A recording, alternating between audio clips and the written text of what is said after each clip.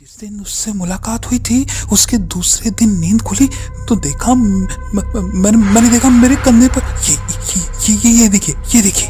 अंबर मजुमदार ने अपनी शर्ट उतार दी। आतंक और अचंभे से भरे डॉक्टर रोहित ने देखा उसके दाहिने कंधे के ठीक नीचे वैसा ही गहरे नीले रंग का कॉकरोच।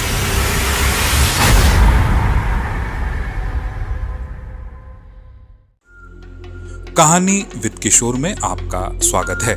यदि चैनल पर नए हैं और अब तक सब्सक्राइब नहीं किया तो चैनल को सब्सक्राइब करें एवं बेल आइकन को दबाएं जिससे आपको नोटिफिकेशंस मिलते रहेंगे। आज आप सुनने जा रहे हैं हिमाद्री किशोर दासगुप्ता की लिखी कहानी का हिंदी रूपांतर ब्लू कॉकरोच। सूत्रधार एवं कहानी पाठ में मैं किशोर, जेरी के चरित्र में शुभम, डॉक्टर के चरित्र में अर्पण। लीजिए प्रस्तुत है blue cockroach. Doctor Rohit Basu का पैतृक मकान उत्तर कोलकाता में है। मकान के पहले माले पर ही उनका चैम्बर है। दोपहर के वक्त कुछ समय नहाने और खाने के अलावा सुबह 8 बजे से रात के 8 बजे तक पेशेंट्स की भीड़ लगी रहती है उनके चैम्बर में, और कभी कभी तो और भी देरी हो जाती है। मनोरोग विशेषज्ञ के नाम से बहुत ख्याति प्राप्त कर चुके हैं 50 वर्ष की उम्र वाले डॉक्टर रोहित बासु। आज भी सुबह 8 बजे से देर रात तक नियमानुसार पेशेंट्स को देखा है उन्होंने। घड़ी की सुई लगभग 10 को छूने ही वाली है। वैसे तो ठंड का मौसम है, लेकिन आज कुछ ज्यादा ही ठंड है। चैम्बर में काम बहुत पहले ही खत्म हो चुका है। जो लड़का उनके चैम्बर में सहायक के रूप में काम करता है, कुछ देर पहले उसे भी भेज दिया है उन्होंने। पुराने जमाने का बड़ा मकान है जिसमें फिलहाल वो अकेले हैं। मोहल्ला भी सुनसान हो गया है, लेकिन अब भी वो अपने चैम्बर में ही हैं। कारण पेशेंट को देखना ही है जो आने वाले हैं। उन्होंने शाम को फोन करके बताया है कि वो रात 10 बजे के पहले नहीं आ पाएंगे। वो कोलकाता से बाहर हैं, इसलिए दया करके डॉक्टर साहब उन्हें जरा देख ले। साधारणतः अपने पेशेंट के अनुरोध की रक्षा करने की चेष्टा करते हैं डॉक्टर रोहित बासु। उन्होंने अपने चिकित्सक जीवन के अनुभव से जाना है कि डॉक्टर अपने पेशेंट की इन छोटी छोटी बातों को मान जाने से पेशेंट डॉक्टर को अपने दोस्त के जैसा मानते हैं। इससे इलाज में आसानी होती है, क्योंकि एक मनोचिकित्सक या साइकेट्रिस्ट का लेना देना रोगी के मन से ही है। इसीलिए पेशेंट के इस आग्रह पर डॉक्टर बासु ने आपत्ति नहीं की। एक मेडिकल जर्नल के पन्ने पलट रहे थे डॉक्टर रोहित बासु। इतने में घड़ी ने आवाज करके बता दिया कि रात के 10 बज गए हैं। जर्नल को नीचे रखकर रोहित जी खुद से पूछने लगे, इस ठंडी रात में क्या वो आएंगे? आएंगे ही, नहीं तो अकाउंट में फीस एडवांस में जमा नहीं कराते। 1000 रुपए, इतने पैसे देकर जरूर कोई उनसे प्रैक्टिकल जोक नहीं करेगा। वो इंसान जरूर आएगा। ठीक उसी वक्त टिक टिक की एक आवाज हुई। सिर उठाकर आवाज की तरफ उन्होंने देखा तो टेबल के कोने में दीवार पर एक बड़ी सी छिपकली थी। दीवार पर चिपककर अपने गर्दन को चारों तरफ घुमाकर शायद वो प्राणी खाने की तलाश कर रहा था। उसको देखते ही ताली बजाकर भगाने की कोशिश करने लगे डॉक्टर बासु। आवाज सुनते ही वो प्राणी दीवार पर ही एक तरफ भाग गया। डॉक्टर के चैम्बर में इन सब प्राणियों का होना स्वीकार्य नहीं है, और खासकर डॉक्टर यदि मनोरोग विशेषज्ञ हो, क्योंकि बहुत से मनोरोगी इन जीव जंतुओं को देखकर डर जाते हैं। इसीलिए बीच बीच में पेस्ट कंट्रोल करवा लेते हैं रोहित जी।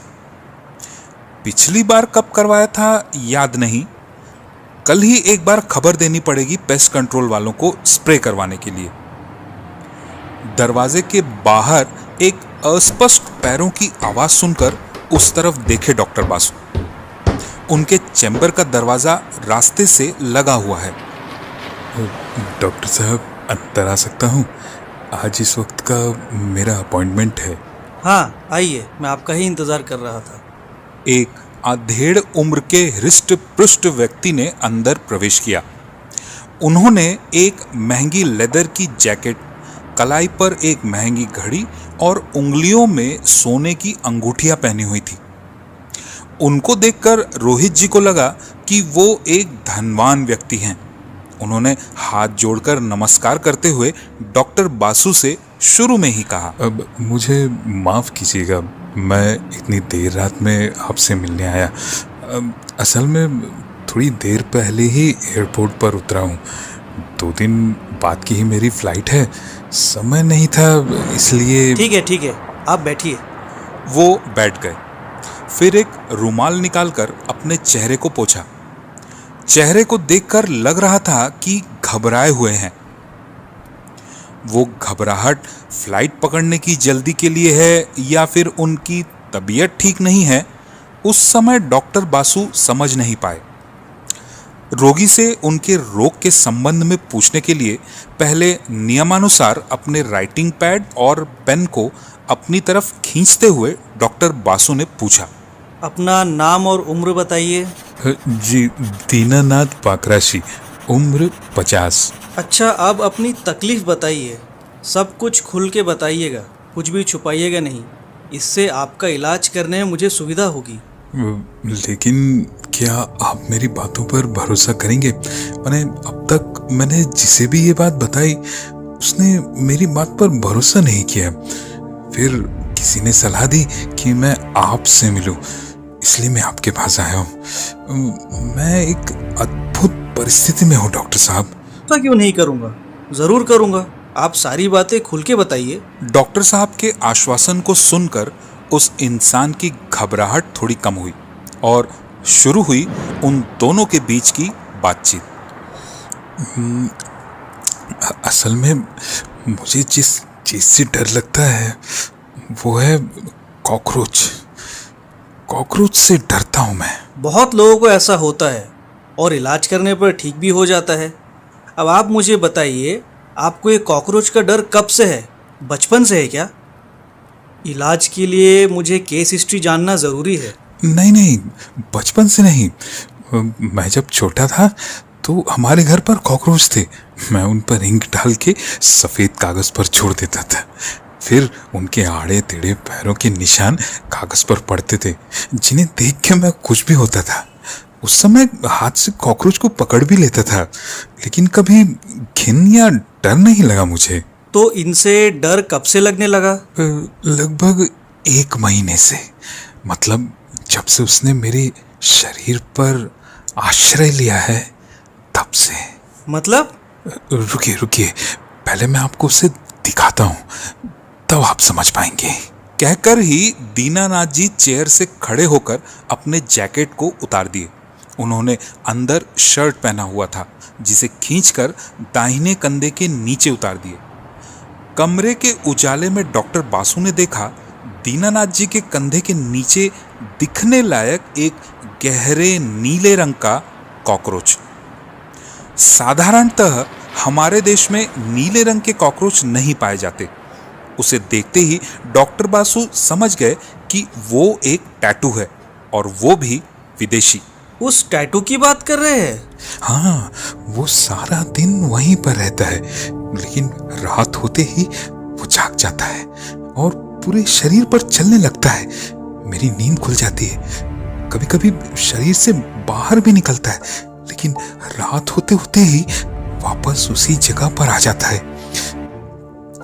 उसे लेकर मैं कितना बेचैन हूँ और डरा हुआ हूँ, ये मैं आपको समझा नहीं सकता। उसके डर से किसी दिन मैं मर ही जाऊंगा। क्या आप उसे किसी तरह भगा नहीं सकते? कॉकरोच के टैटू को देखकर और रोगी की बात सुनकर रोहित जी को समझ में आ गया कि ये टैटू उन्होंने कहीं से बनवाया है, और ये बनवाने के बाद से ही वो एक प्रकार के मानसिक विकार से परेशान है, या फिर शायद हेलुसिनेशन का शिकार हो गए हैं और उस चित्र को जिंदा समझ रहे हैं। लेकिन ये सब बातें तो उनके सामने नहीं कही जा सकती। ऐसे सिचुएशन में इससे गलत असर पड़ेगा। डॉक्टर आपकी बातों पर विश्वास नहीं कर रहे हैं, ये जानकर रोगी यदि इस बारे में और भी कुछ बताना चाहे तो नहीं बताएगा।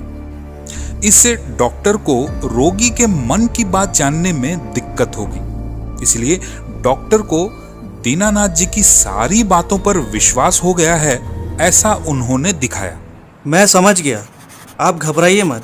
मैं उसको आपके शरीर से भगा दूंगा या फिर दवा देकर मार डालूंगा। लेकिन उसके लिए उसके बारे में मुझे और भी बहुत कुछ जानने की ज़रूरत है। आप कर पाएंगे आप। मैं आपको समझा नहीं सकता कितना अशांत और डरा हुआ हूँ। यूरोप की यात्रा की प्लानिंग पहले से ही थी, कुछ लाख रुपए एडवांस भी दिया हुआ है, इसीलिए ऐसी हालत में भी मैं जा रहा हूँ। इसके अलावा और एक काम है, वहाँ मैं और भी बड़े डॉक्टर्स को अपनी समस्या के बारे में बता पाऊंगा। इसलिए इस हालत में भी मैंने ट्रिप कैंसिल नहीं की। लेकिन आपकी बात सुनकर अब मैं थोड़ा आश्वस्त हो गया हूँ। आप क्या जानना चाहते हैं, पूछिए, मैं सब कुछ खुलकर बताऊंगा आपको। मैं यूरोप और अमेरिका के बड़े डॉक्टर जैसा तो नहीं, लेकिन उम्मीद है आपकी समस्या का समाधान कर पाऊंगा। इस मामले को मुझे और भी डिटेल में जानने की ज़रूरत है। ठीक कब से कॉकरोच ने आपके शरीर पर अपना घर बनाया, मुझे ज़रा खुल के बताइए। मैं शांत हो जाइए, ये लीजिए जी, पानी पीजिए। अब बोलिए। बंगाली होते हुए भी हमारी 3 पीढ़ी से हम असम प्रवासी हैं। वहाँ हमारे परदादा के ज़माने से चाय के बागान थे, इसलिए आपको दिख रहा होगा मेरी आर्थिक अवस्था अच्छी ही है। लेकिन मेरा मन खानदानी व्यापार में कभी नहीं लगा। बचपन से ही अलग अलग जगहों पर घूमने का शौक था मुझे। माँ बाप की इकलौती संतान, शादी भी नहीं हुई। कुछ 10 साल पहले माँ बाप की मौत हो गई। मैं हर तरह की जिम्मेदारियों से आज़ाद हो गया और तभी विश्व भ्रमण की इच्छा मेरे मन में जोर करने लगी। व्यापार बेचकर देश विदेश में घूमने लगा मैं। ये एक नशे के जैसा हो गया। एक जगह से वापस आते ही फिर दूसरी जगह जाने का मन करने लगा। मैं क्या बेकाम की बातें कर रहा हूँ? नहीं, आपको जो कहना है कहिए। कौन सी बात मेरे काम की है वो मैं समझूंगा। अच्छा,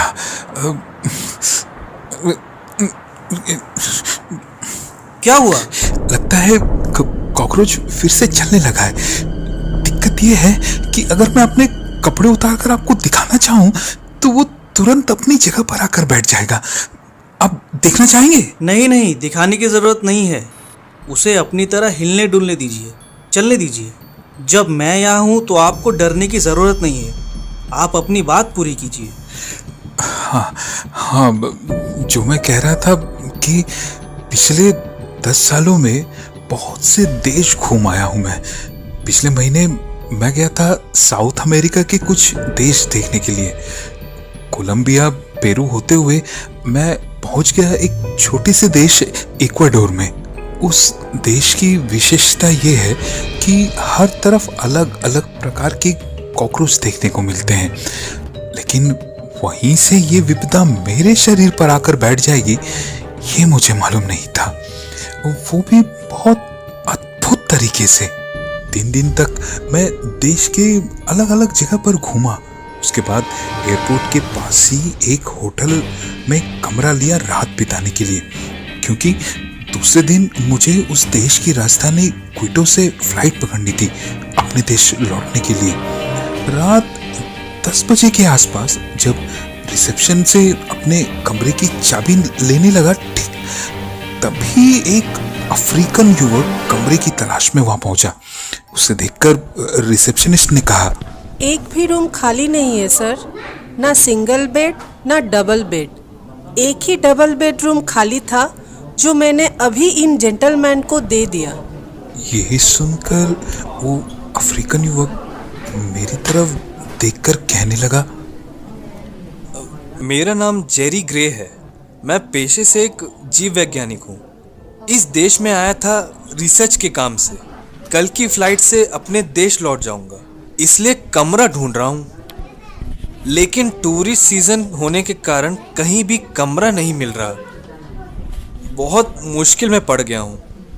आपका कमरा तो डबल बेड वाला है। अगर आप कमरा मेरे साथ शेयर करें तो बड़ा उपकार होगा। बस कुछ घंटे की ही बात है। मैं आधा किराया देने को तैयार हूँ, लगे तो पूरा भी दे सकता हूँ। ये सुनकर मैंने देखा रिसेप्शनिस्ट की तरफ। वो युवक मुश्किल में है, ये देखकर रिसेप्शनिस्ट ने मुझसे कहा, सर, यदि आप इनको अपने कमरे में रहने दें, इसे हमें कोई दिक्कत नहीं। मैंने आप मेरी रिक्वेस्ट मान लीजिए प्लीज़। मैं बहुत थका हुआ हूँ। पिछले 4-5 रातों से नींद नहीं हुई। मैं थोड़ा सोना चाहता हूँ। भोर में 4 बजे मेरी फ्लाइट है। मैं जल्दी निकल जाऊँगा। बस 4-5 घंटे की ही बात है। अगर आपको मुझ पर शक है तो मैं अपना पासपोर्ट और सारे डॉक्यूमेंट्स आपको दिखा सकता हूँ। उसके चेहरे की तरफ देखकर मुझे समझ में आ गया था कि वो सच में बहुत थका हुआ है। मुझे याद आया, एक बार एक देश में मैं भी ऐसी मुश्किल में फंस गया था। तब एक आदमी ने होटल में अपने कमरे में मुझे जगह दी थी। उस दिन की बात याद आते ही और उस युवक की तरफ देखकर मैं उसके अनुरोध को ना नहीं कर पाया।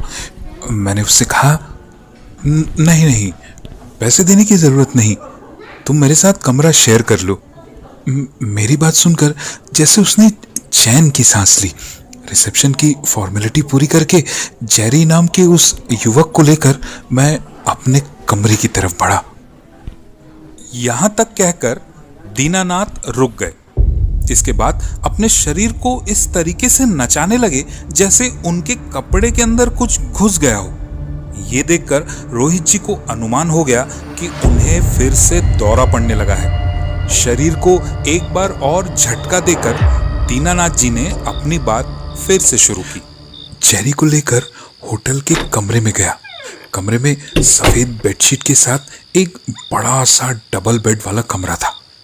देख के समझ में आ गया कि यहाँ पर 2 लोगों को सोने में कोई दिक्कत नहीं होगी। अपने अपने बैग रखकर कमरे में बैठे हम लोग। मैं पलंग पर बैठा और जेरी सोफा पर। जेरी के साथ बात करके जहां तक पता चला, अमेरिका के मिशिगन में उसका घर है। वहां के विश्वविद्यालय में वो काम करता है। लगभग 2 हफ्ते से वो यहाँ आया हुआ है, यहाँ के रेन फॉरेस्ट के जीव जंतुओं के बारे में रिसर्च करने के लिए। और उससे बात करते हुए मुझे ये भी समझ में आया कि उस समय उसे बातें करने की कोई इच्छा नहीं थी, क्योंकि मैं उससे जो भी सवाल पूछता वो सिर्फ उसका ही जवाब देता और बाकी समय चुप रहता। वो नीचे फर्श की तरफ देखकर जैसे कुछ सोच रहा था। उसकी तरफ देखकर मुझे लगा बहुत थका होने के कारण या फिर किसी चिंता के कारण उसे बात करने की इच्छा नहीं हो रही। इसलिए मैंने भी बात आगे बढ़ाकर उसे परेशान करना ठीक नहीं समझा। वो चुपचाप ही बैठा रहा। उसकी तरफ देखकर ऐसा लगा बीच में एक बार जैसे कांप उठा वो। देखते देखते रात के 11 बज गए। मैं वॉशरूम में जाकर फ्रेश होकर कमरे में कपड़े बदलने लगा। ये देखकर जेरी भी सोने की तैयारी करने लगा। बैग से उसने स्लीवलेस टी शर्ट निकाली और उसको पहनने के लिए बदन की शर्ट को उतार दिया। उसके शरीर के ऊपरी हिस्से में कपड़े नहीं थे। कटा हुआ शरीर था उसका। लगता था जैसे नियमित रूप से जिम करता था। बाइसेप्स, ट्राइसेप्स सभी साफ साफ दिख रहे थे। और उसके बाद ही मैंने देखा उस चीज को। दाहिने हाथ के कंधे के ठीक नीचे एक नीले रंग का कॉकरोच बना हुआ था, ठीक जैसे मेरे हाथ में है वैसे ही। उस देश के बहुत सारे लोगों के हाथ पर मैंने कॉकरोच का टैटू देखा था, इसलिए वो देखकर मैंने कहा कि टैटू तो बहुत अच्छा दिख रहा है, ऐसा लग रहा है जैसे जिंदा हो। टैटू इज देश से ही बनवाया है क्या? शायद नहीं, वो कॉकरोच जिंदा ही है। रात को मेरे शरीर पर चलने लगता है, इसीलिए तो कई रातों से सो नहीं पा रहा हूँ। मैं काम खत्म करके अपने देश लौट रहा हूँ। अपने देश लौटने से शायद उससे मुक्ति मिल जाए, इसीलिए मैं इस भयंकर देश में और कभी नहीं आऊंगा। क्यों मैं उस जंगली ओझा से बहस करने गया, उसकी बातों पर भरोसा नहीं किया, नहीं तो इस मुश्किल में मैं नहीं फंसता। जंगली ओझा, बात क्या है? तुम सुनोगे, भरोसा करोगे उस बात पर? वैसे भी भरोसा नहीं करो तो मेरा ही अच्छा होगा। हो सकता है इस हालात से बाहर आ जाऊं। सुनूंगा, बोलो। मैं बहुत थका हुआ हूँ, इसलिए इस घटना को जितना संक्षेप में हो सके बताता हूँ। तुम्हें तो मैंने बताया ही है, इस जगह पर मैं जीव जंतुओं पर रिसर्च करने आया था। उस काम में ही बिजी था। 5-1 दिन पहले की बात है। मैंने तब आश्रय लिया था इस जगह से 200 मील दूर रेन फॉरेस्ट के अंदर एक उपजातीय गांव में। जो लोग रेन फॉरेस्ट में घूमने आते हैं या किसी काम से आते हैं, उनके लिए वहां पर कमरा किराए पर लेने की व्यवस्था है। उस दिन शाम को मैं जंगल में काम खत्म करके गांव की ओर लौट रहा था। मैंने देखा एक आदमी गांव में आया हुआ है। उसने पहनावे में पशु के चमड़े की विचित्र पोशाक पहनी हुई थी। गले में अलग अलग किस्म के पत्थरों की माला, उसके सिर के लंबे बाल कमर तक बंधे हुए थे। गांव वाले उसे खाने की चीज और पैसे लाकर दे रहे थे। एक गांव वाले से बात करके पता चला वो आदमी एक ओझा है, रेन फॉरेस्ट में ही रहता है। उसके पास बहुत सारी शक्तियां हैं, लोगों का भला बुरा दोनों ही कर सकता है। इसलिए जब भी गांव आता है, लोग डर से या भक्ति से तरह तरह की चीज उपहार में देते हैं। इस तरह के लोग मैंने अपने काम की अलग अलग जगह पर पहले भी देखे हैं। जो लोग भोले भाले ग्राम वासियों को तंत्र मंत्र का डर दिखाकर उन्हें ठगते हैं। मैंने सोचा यहाँ भी ऐसा ही कुछ हो रहा है, और ये सब देखकर मुझे थोड़ा गुस्सा भी आया, और उसके बाद ही एक गलत कदम उठा लिया मैंने। मैं अचानक ही उसके सामने जा पहुंचा। तुम बिना किसी मेहनत के ये सारी चीज गांव वालों से क्यों लेते हो? मेहनत करके कमा के नहीं खा सकते? मेहनत ही तो करता हूँ। जंगल के कीड़े मकोड़ों को गांव से दूर रखता हूँ, जिससे गांव में कोई बीमारी नहीं फैलती, और इसीलिए ये लोग मुझे उपहार में कुछ दे देते हैं। तो किस तरह से तुम दूर रखते हो कीड़े मकोड़ों को? बोलो, क्या वो तुम्हारी बातें सुनते हैं? हाँ, सुनते हैं। मेरे पास वो शक्ति है। और किस तरीके से तुम उन्हें अपनी बातें कहते हो? मैं भी जरा सुनूं। तुम शहर के लोग हो, ये सब जानने की तुम्हें जरूरत नहीं है। जाओ, अपने घर जाओ। मैं शहर का हूँ, इसलिए तो जानना चाहता हूँ, कैसी शक्ति है तुम्हारे पास? तुम क्या मुझे भी इन गांव वालों की तरह अनपढ़ समझते हो? कैसी शक्ति है जानना चाहते हो? ठीक है, मेरे हाथ में ये जो कॉकरोच देख रहे हो वो जिंदा है, और उसे मैं तुम्हारे शरीर में भेज सकता हूँ। तो फिर कॉकरोच को जिंदा करके भेजो तो मेरे शरीर पर, देखता हूँ कैसे आता है। देखता हूँ वो तुम्हारी बात सुनता है कि नहीं। मेरे सामने तुम्हारा ये ढोंग नहीं चलेगा, बता देता हूँ। क्या ढोंग? तो ठीक है, तो उसे तुम्हारे शरीर पर ही भेज दूंगा मैं, और सिर्फ तुम ही नहीं, उसे देखकर कि वो जिंदा है, जो भी इस बात पर भरोसा नहीं करेगा उसके शरीर पर भी घर बनाएगा वो अपना। तब तुम शहर के लोग समझ पाओगे कि मेरे पास कैसी शक्ति है। लेकिन जाने के पहले गांव के लोगों को बताकर जाना मेरी बात सच थी या नहीं। ये कहकर वो ओझा फिर और वहां नहीं रुका। पैदल चलते हुए सीधा गांव से निकलकर जंगल की तरफ चला गया। उसके चले जाने के बाद मैंने गांव वालों की तरफ मुड़कर कहा, निश्चिंत रहो, ऐसा कभी भी कुछ भी नहीं होगा। ये कहकर अपने कमरे की तरफ चला गया मैं। धीरे धीरे रात हुई रेन फॉरेस्ट के गांव में। रात को नींद में जैसे मुझे कुछ अजीब सा लगने लगा। ऐसा लगने लगा कोई चीज मेरे शरीर पर चल रही थी। रात गुजरने के बाद भोर की किरण में मेरी नींद खुली। मैंने देखा कुछ गांव वाले आकर खड़े हैं मेरे कमरे के बाहर। नींद से जागने के बाद पिछली शाम की बात मुझे याद ही नहीं थी। वो क्यों आए हैं ये जानने के लिए ही मैं कमरे के बाहर निकल कर आया। मैंने एक स्लीवलेस शर्ट पहनी हुई थी। सबकी आंखों में देखा, सबकी नज़र मेरे कंधे पर थी। उसके बाद ही मुझे ख्याल आया, मेरे भी कंधे के नीचे था एक कॉकरोच, नीले रंग का कॉकरोच। इसके बाद से ही रात होते ही मेरे पूरे बदन पर घूमता था वो। ये सब कहने के बाद थम गया वो युवक। मैंने लेकिन उसकी बातों पर विश्वास नहीं किया। जेरी के हाथ के ऊपर बने हुए उस कॉकरोच को देखकर सोचा, क्या ये कभी भी संभव है? इस देश में तो बहुत प्रकार की नशीले पदार्थ पाए जाते हैं। क्या जेरी ने भी ऐसा कोई नशा कर रखा है? कॉकरोच मेरे शरीर से धीरे धीरे नीचे उतरने लगा। ठीक उसी समय दीवार पर चिपके हुए उस छिपकली ने फिर से आवाज करना शुरू किया। उस आवाज को सुनकर चिढ़ते हुए रोहित जी मन में सोचने लगे, कल ही इसे भगाने की व्यवस्था करनी होगी। छिपकली की आवाज सुनकर उस तरफ देखते हुए दीनानाथ अपनी बात कहना शुरू की। हाँ, जो मैं कह रहा था, उस जेरी की बातों पर मैं जरा भी भरोसा नहीं किया। मेरी धारणा ये थी कि ये कहानी उस युवक ने मुझे नशे में बनाकर सुनाई थी। रात बहुत हो गई थी, इसलिए मैंने इस बारे में उसे और कोई बात नहीं की।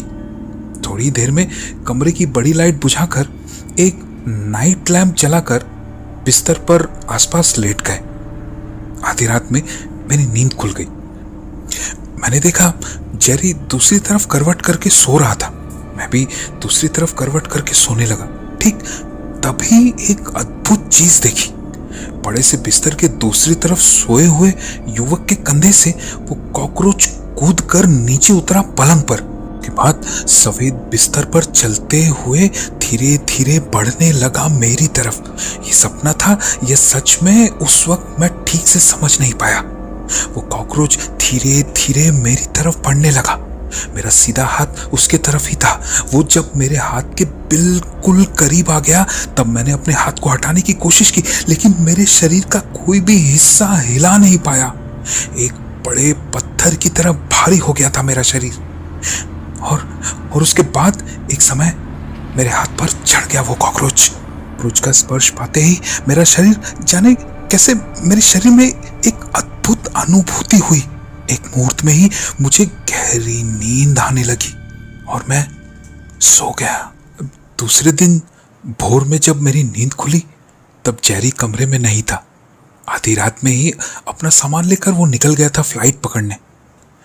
पिछली रात की बात मुझे याद जरूर आई, लेकिन मैंने सोचा जेरी की बात सुनकर नींद में मैंने कोई उटपटांग सपना देखा था, लेकिन वो सपना नहीं था। वो मुझे थोड़े ही देर में समझ आ गया। वॉशरूम में जब मैं नहाने के लिए कपड़े उतारने लगा तब मैंने देखा वो मेरे कंधे पर था। पानी से साबुन से अच्छे से रगड़ने के बाद भी मैं उसे निकाल नहीं पाया। क्यों मैं जेरी की बात पर विश्वास नहीं करने गया। और उसके बाद से ही रात होते ही वो मेरे शरीर पर चलने फिरने लगता है, जैसे अभी अभी मेरे पैरों से होते हुए नीचे की तरफ उतर रहा है। बहुत देर तक अपनी बात कहने के बाद दीनानाथ चुप हुए।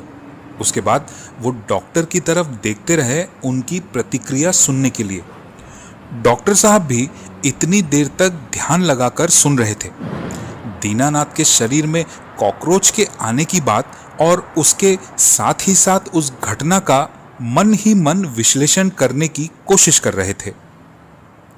सब कुछ सुनने के बाद डॉक्टर साहब को ये समझ में आया, उस जेरी नाम के लड़के के साथ दीनानाथ जी का परिचय हुआ। उसी के मुंह से उसने ओझा की बात सुनी। वो जेरी के हाथ में बने हुए उस टैटू को देखकर वैसा ही टैटू उस देश में अपने हाथ पर भी बनवा लिए। दीनानाथ जी के मन में उस युवक की कहानी घर कर गई। नशाग्रस्त उस युवक के जैसे दीनानाथ जी भी सोचने लगे कि कॉकरोच जिंदा है। एक तरह का हेलुसिनेशन उनके अंदर निर्मित हो गया था। डॉक्टर साहब इसके बाद ये भी समझे कि दीनानाथ जी को अब और कुछ भी नहीं कहना है और उन्हें खुद को भी जो जानना था वो जान गए थे। बाकी इस रोग का इलाज उनके पास है, इसीलिए उनसे और किसी भी तरह की बात न करके उन्होंने प्रिस्क्रिप्शन लिखना शुरू किया। कुछ मानसिक रोगों की दवा, नर्वस सिस्टम की दवा और नींद की दवा। उन्होंने लिखते हुए जब सिर उठाकर रोगी की तरफ देखा तब दीनानाथ जी अपनी चेयर को छोड़कर खड़े हो गए थे और उनकी नज़र पैरों की तरफ फर्श पर थी। रोहित जी ने उनकी तरफ प्रिस्क्रिप्शन बढ़ाते हुए कहा, यदि संभव हो तो ये दवा आज से ही लेना शुरू कर दीजिए। चिंता मत कीजिए, धीरे धीरे उसका चलना फिरना बंद हो जाएगा। कुछ दिन में ही सब ठीक हो जाएगा। रोहित जी के हाथ से दीनानाथ झपट कर ले लिए उस प्रिस्क्रिप्शन को। उसके बाद चलता हूँ कह के जल्दी से चैम्बर से निकल गए। ये देखकर रोहित जी को लगा शायद फ्लाइट पकड़ने की जल्दी है, इसीलिए वहां से ऐसे निकल गए। इस तरह उस दिन का उनका पेशेंट देखने का काम खत्म हुआ। चेयर से उठने के पहले उन्होंने टेबल पर बिखरे हुए प्रिस्क्रिप्शन पैड, जर्नल और सभी चीज़ों को अपनी अपनी जगह समेट कर रख रहे थे। ठीक उसी समय कुछ फड़फड़ाने की आवाज़ उनके कानों में आई। उन्होंने सामने देखा और चौंक गए। टेबल के दूसरी तरफ फर्श से एक कॉकरोच उड़ के आकर बैठा टेबल के ऊपर। नीले रंग का कॉकरोच, जैसे टैटू बना हुआ था दीनानाथ जी के कंधे पर। लेकिन ये कैसे संभव है? क्या वो गलत देख रहे थे? लेकिन रोहित जी को समझ में आ गया कि वो कुछ भी गलत नहीं देख रहे थे। वो नीले रंग का अद्भुत कॉकरोच अपने एंटीना को उठाकर इधर उधर देख रहा था। उनके पूरे बदन पर सिहरन दौड़ गई। शरीर धीरे धीरे ढीला पड़ने लगा था। हाथ और पैरों में जान नहीं थी। कॉकरोच धीरे धीरे बढ़ने लगा उनके हाथ की तरफ। दहशत भरी आंखों से देखते रह गए उस कॉकरोच को डॉक्टर बासु। कॉकरोच जब लगभग उनके हाथ के एकदम नजदीक आ गया, ठीक उसी समय घटी एक और अद्भुत घटना। अचानक ही टेबल पर झपट पड़ी वो छिपकली और तेजी से आकर अपने मुंह में उस कॉकरोच को दबा लिया। कॉकरोच थोड़ा छटपटाया जरूर, लेकिन खुद को छिपकली के मुंह से आजाद नहीं कर पाया। उसके बाद ही छिपकली उस कॉकरोच को मुंह में दबाकर टेबल से दीवार पर चढ़कर जाने कहां अदृश्य हो गई। डॉक्टर बासु के शरीर में हलचल हुई और धीरे धीरे वो अपने चेयर से उठकर खड़े हुए। इसके कुछ दिन बाद ही रात को अपने चैम्बर में बैठे थे वो किसी रोगी की प्रतीक्षा में नहीं। कॉकरोच की उस घटना के सदमे से वो उबर नहीं पाए थे और इस बीच में किसी रोगी को भी उन्होंने नहीं देखा। अपनी तबीयत का हवाला देकर रोगियों को वापस कर दिया और दिन रात यही सोचने में लगे रहे कि असल में हुआ क्या। तभी घड़ी में रात के 10 बजे। इस आवाज को सुनते ही उन्हें याद आया कुछ दिन पहले ठीक इसी समय उनके चैम्बर में दीनानाथ जी आए थे। डॉक्टर बासु का मोबाइल फोन बज उठा। कॉल रिसीव करते ही उस तरफ से आवाज आई। दीनानाथ जी की आवाज में उन्होंने कहा, आप धन्य है डॉक्टर साहब। कोलकाता में फ्लाइट में चढ़ने के पहले आपकी परामर्श के अनुसार दवा खरीद कर खाने लगा था। 2 दिन खाने के बाद ही उसने असर दिखाना शुरू कर दिया। आज ही यूरोप पहुंचा हूं। होटल में आकर कपड़े बदलते समय देखा कि वो अब वहां पर नहीं था। मेरे शरीर से पूरी तरह वैनिश्ड। मैं हेलो हेलो हेलो। कट गया। दीनानाथ जी की बात सुनकर एक साथ अचंभित और आनंदित हो गए थे रोहित जी। आनंद का कारण ये कि उनका रोगी ठीक हो गया था, और अचंभित होने का कारण कि उन्होंने मनोरोग की दवाएं तो दी थी, लेकिन टैटू मिटाने वाली कोई दवा उन्होंने नहीं दी थी। तो फिर वो कॉकरोच गया कहां? जेरी की बात, दीनानाथ जी की बात, उस जंगली ओझा की बात और कुछ दिन पहले ही खुद के साथ हुए अनुभव की बात, तो क्या सच में ही जेरी की तरह, दीनानाथ जी की तरह उस जंगली ओझा की बात पर विश्वास न करने पर दीनानाथ के शरीर से वो कॉकरोच निकलकर उनकी तरफ बढ़ रहा था, अपना घर बनाने के लिए? ठीक तभी चैम्बर के दरवाजे पर दस्तक हुई। डॉक्टर साहब हैं? हाँ, अंदर आइए। नमस्कार डॉक्टर साहब, मेरा नाम अंबर मजूमदार है। मेरे पास कोई अपॉइंटमेंट नहीं है। नो प्रॉब्लम, अंदर आइए। धन्यवाद डॉक्टर साहब। मेरे साथ ना एक अजीब सी समस्या शुरू हो गई है डॉक्टर। अपनी तकलीफ बताइए। नाम क्या बताया आपने? अंबर। जी मजूमदार। उम्र? 47। अच्छा, अपनी तकलीफ बताइए। डॉक्टर साहब, आपको कॉकरोच से डर लगता है? कॉकरोच? हाँ, कुछ दिन पहले मैं एक आदमी से मिला, उसके शरीर पर एक कॉकरोच का टैटू बना हुआ था। दीनानाथ पकरासी? हाँ, आपको कैसे पता? मुझे जिस दिन उससे मुलाकात हुई थी, उसके दूसरे दिन नींद खुली तो देखा, मैंने देखा मेरे कंधे पर ये देखिए। अंबर मजुमदार ने अपनी शर्ट उतार दी। आतंक और अचंभे से भरे डॉक्टर रोहित ने देखा, उसके दाहिने कंधे के ठीक नीचे वैसा ही गहरे नीले रंग का कॉकरोच।